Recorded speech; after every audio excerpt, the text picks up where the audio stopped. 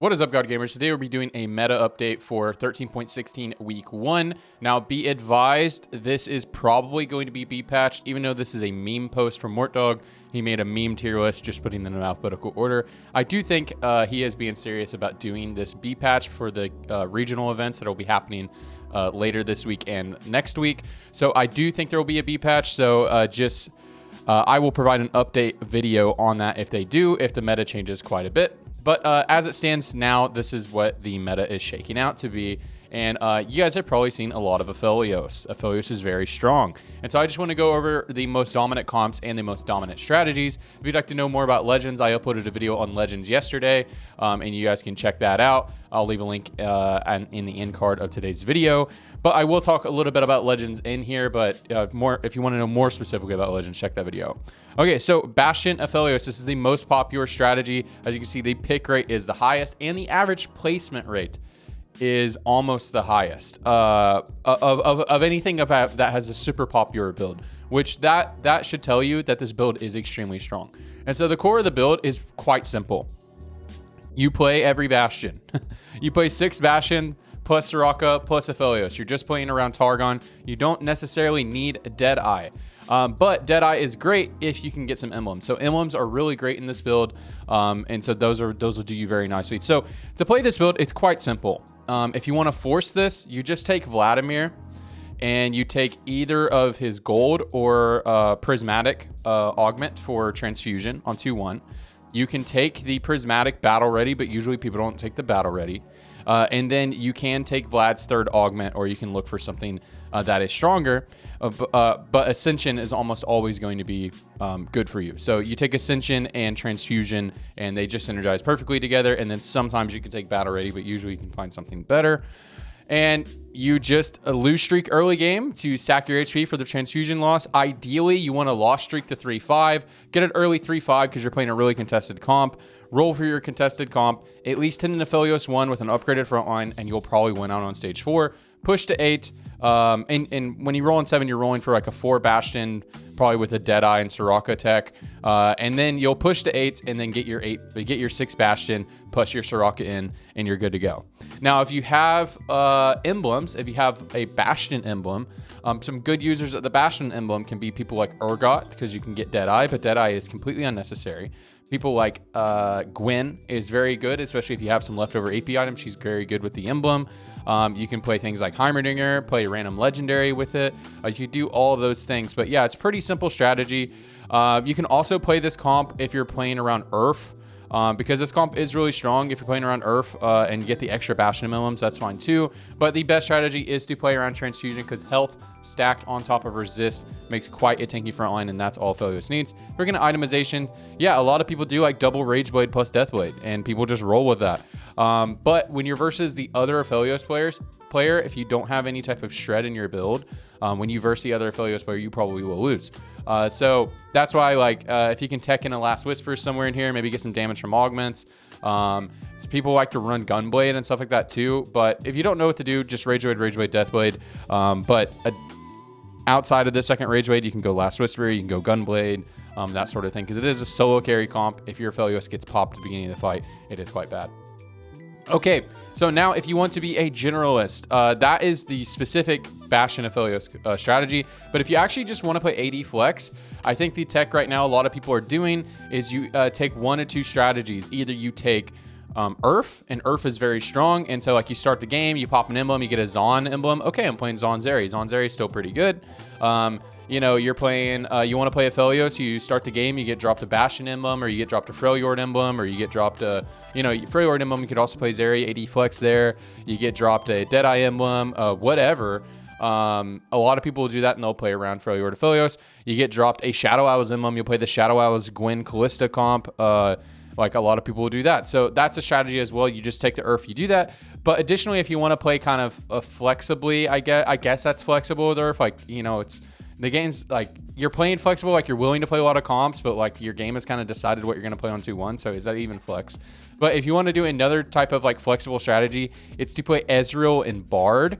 either one of those, and you just get a lot of items, and you play for duo carry comps. So like if you're playing like Freljord Aphelios, where you want to duo carry like Urgot Aphelios, or Aphelios and Akshan, or like you can even do some Aztec, or like side carry a legendary unit with Aphelios, or you play like Zeri Urgot duo carry with those extra items from Ezreal and Bard. If you want to play, if you want to play challengers, I've been forcing a lot of challengers because I think that comp is really fun, and I've been playing it with Bard. And so especially on Prismatic lobbies, when I get the free Radiant item on level 7, I make a Radiant Sojin or a Radiant Titans or a Radiant Edge Knight. It's quite good. So yeah, those are the other legend strategies I think are best on this patch right now. But let's get more into some comps here. Yeah, if you guys like playing Zeri, Freljord, Aphelios, those are all still good on this patch. There's a lot of 4-cost comps you can play on this patch. Demacia Garen. So this is kind of a strategy people have been playing. This is where you take Pumping Up Master Yi, and then you roll for a 5 Demacia comp on stage 3. And then ideally you want to get to 7 Demacias. You just play all your Demacias, and then you add an Aatrox. So this is what like your level. This is level 8, I think, right? 1, 2, 3, 4, 5, 6, 7, 8. Your eventual in-game comp is you want to get all of these guys in plus an Aatrox. It's pretty stable on Garen too. You take Master Yi's first and third augment. A lot of people like doing this. This is one of the other hard forceable strategies. I see a lot less people do this nowadays, but maybe I just don't see it in my lobbies and see it on streams that I'm watching. But a lot of people are doing this early on in the patch, but I see this happen a little bit less often. People are not as contesting as hard for this because this build only supports about 2 players per lobby, and so it's just not as forceable. So I don't see a lot of people doing this as much. Invoker Karma is good, but Invoker is a comp that you play when you're high rolling. This isn't like something that you hard force, so I do not recommend hard forcing this. This comp is extremely strong if you have an emblem. As you can see, look at the placement rate when you have an emblem. Look, 2.84. So when you have the angle, you have AP items, and you get an emblem. Like, this comp's great. And you essentially just roll for 4 Invoker with a good front line on 6.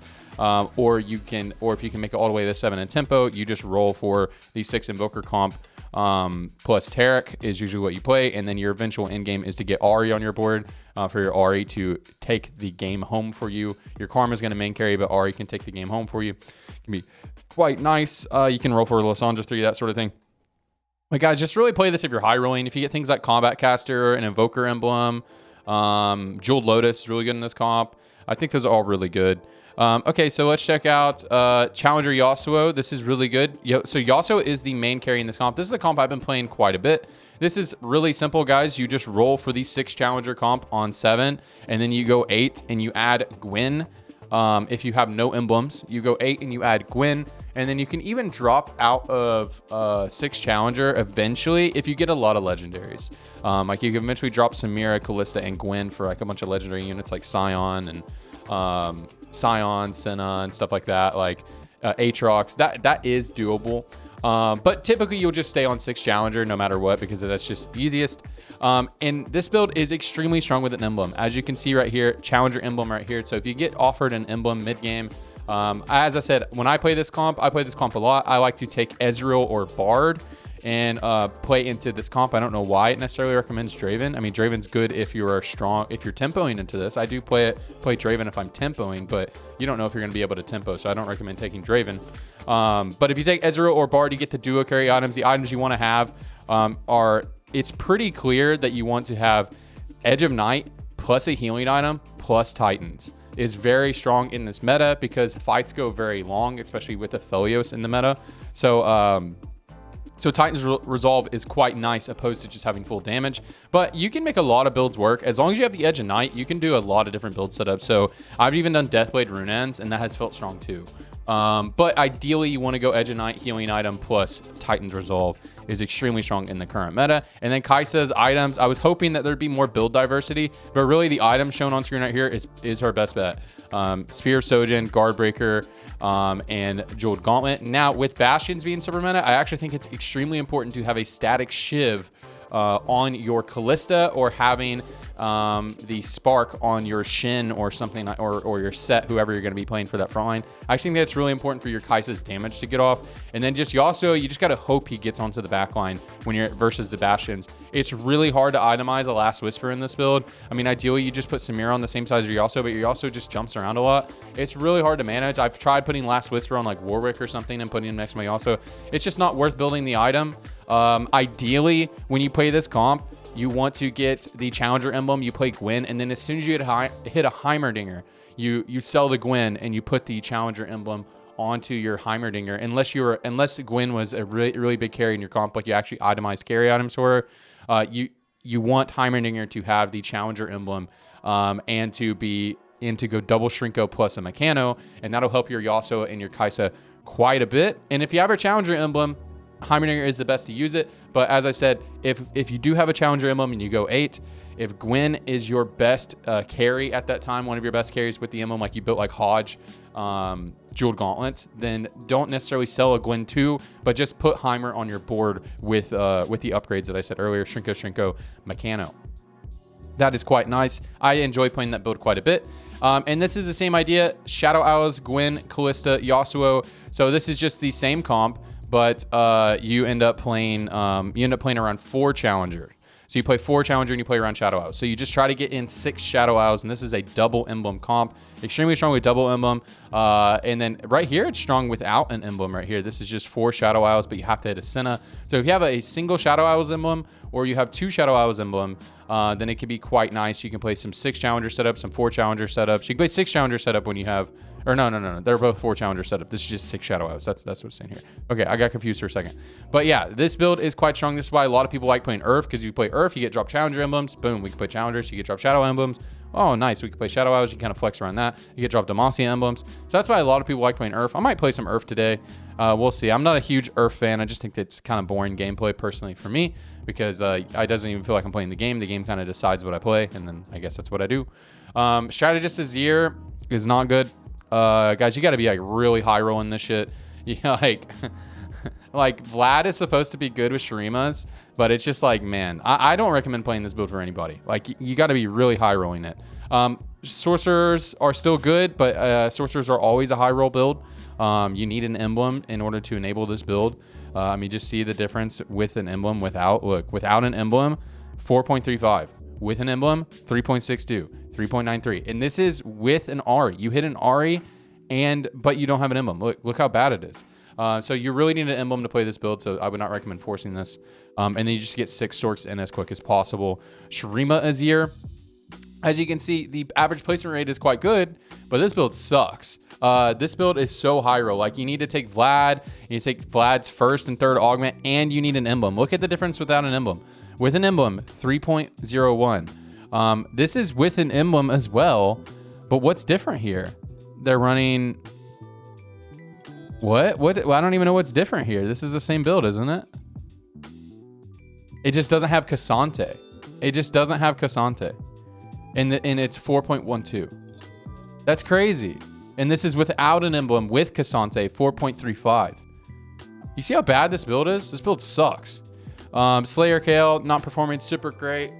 Kayle is a somewhat contested unit as well right now. You can't really contest one cost, but it is somewhat contested unit for the Demacian players. Demacian, Garen, Lux, just vertical Demacia is really good. But just like rerolling on Slayers is not quite as good. This Noxus comp is not as good finally because it's not good versus Bastions. And Bastions are quite meta with the Demacia builds and with the Aphelios builds right now. So the Darius build is really tough, but if you get like Cybernetic Leech and like really high rolling it, you can still go for it, but I would not personally play this comp. What is this one? Challenger Yasuo. What's different about the other one? Oh, this is with Ionia emblem. 6 Challenger, 6 Ionia. Really, this is performing that bad? I've actually been playing some of the Ionia build. It hasn't felt that bad. So that's surprising to me, but I do play 4 Challenger when I play the Ionia build. I never tried to Tekken 6 Challenger. And as we can see, Targon Aphelios, we already seen that. Legendary comps, they still perform well once you get it online, but Bel'Veth feels a lot worse on this patch, guys.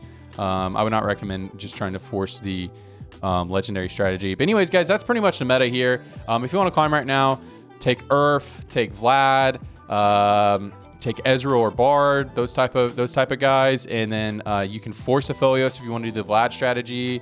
You can play some Shurima sometimes with that strategy as well, but it's like really bad. You got a really high roll. Take Urf and then play around your emblems like Sork, Shadow Isles, Challengers. I think that's a good strategy.